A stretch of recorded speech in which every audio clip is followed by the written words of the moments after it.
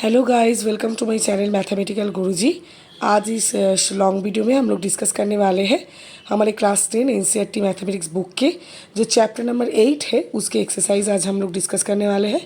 तो हम लोग ट्रिग्नोमेट्री, एक्चुअली चैप्टर 8 ट्रिग्नोमेट्री है एनसीईआरटी बुक के।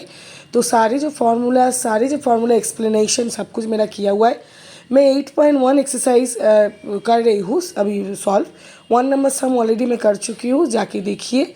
और समझ में ना आए तो मुझे कमेंट सेक्शन में ज़रूर बोलिए। और आज हम लोग सॉल्व करने वाले हैं हम लोगों का 8.1 का ही हम लोग सॉल्व करने वाले हैं अभी।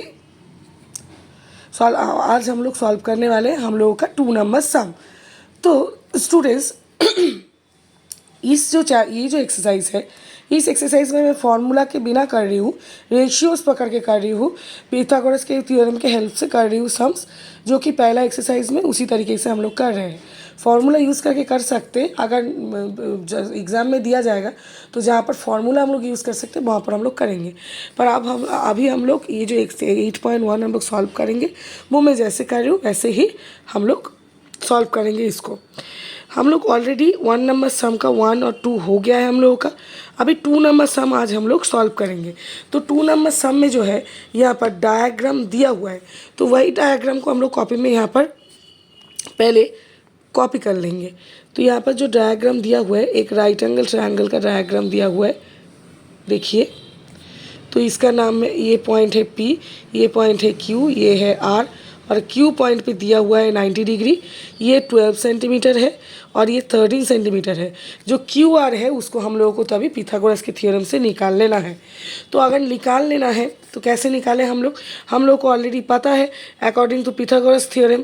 सो हम लोग यहाँ पर लिखेंगे बाय पिथागोरस थ्योरम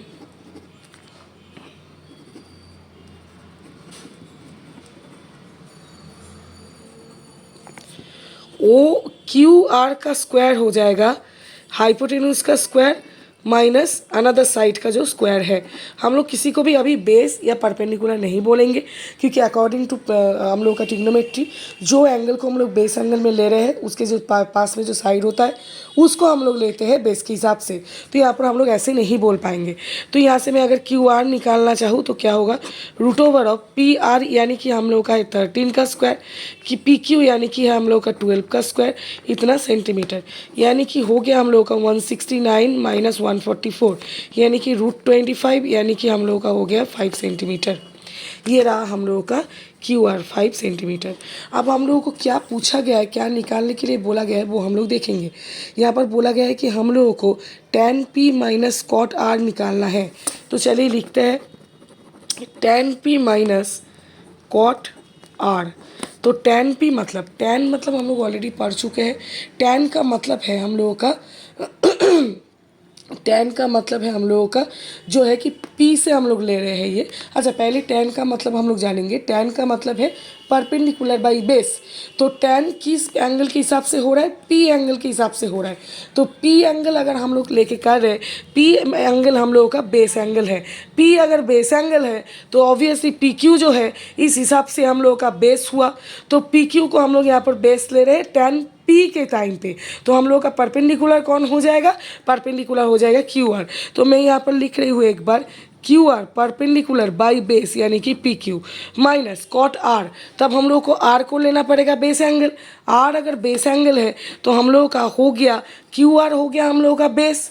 ठीक है, आर अगर बेस एंगल है तो क्यू आर बेस है, परपेंडिकुलर है पी क्यू। और हमको पता है कि कॉट आर मतलब जो कि है, कॉट मतलब हम लोगों का होता है टैन का उल्टा, यानी कि बेस बाई परपेंडिकुलर, यानी कि हम लोगों का हो जाएगा Q R by P Q.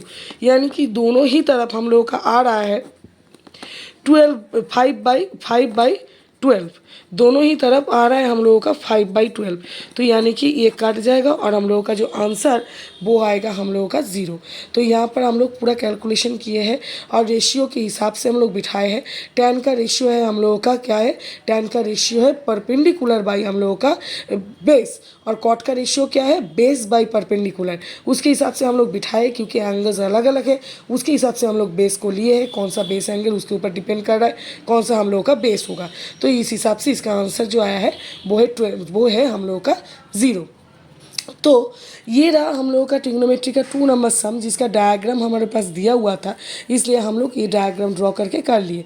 कई सारे सम ऐसे रहेंगे जहाँ पर डायग्राम नहीं दिया रहेगा, जैसे कि पिछला सम हम लोग किए थे, तब वहाँ से हम लोग को इन्फॉर्मेशन से डायग्राम ड्रॉ कर लेना है। ठीक है, तो आगे भी हम लोग सम सॉल्व करते रहेंगे। इसका जो सारा सम है वो हम लोग सॉल्व करेंगे, 8.1 8.2 दोनों ही। आई होप ये वाला सम आप लोगों को समझ में आया है। अगर कोई भी प्रॉब्लम हो, कोई भी दिक्कत हो, आप लोग मुझे कमेंट सेक्शन में वो बोल सकते हैं, मैं उसको सॉल्व करूँगी। और भी ज़्यादा सम्स इधर उधर से प्रैक्टिस कीजिए, जो कि ट्रिग्नोमेट्री के ऊपर बेस करके आगे हम लोग बाकी सारे सम्स जो है एनसीईआरटी के, वो सारे हम लोग सॉल्व करने वाले हैं।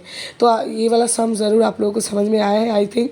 तो अगर थोड़ा सा भी मेरे चैनल से हेल्प हो रहा है आप लोगों को, सब्सक्राइब कीजिए, मुझे सपोर्ट कीजिए मेरे चैनल को। Thank you everyone.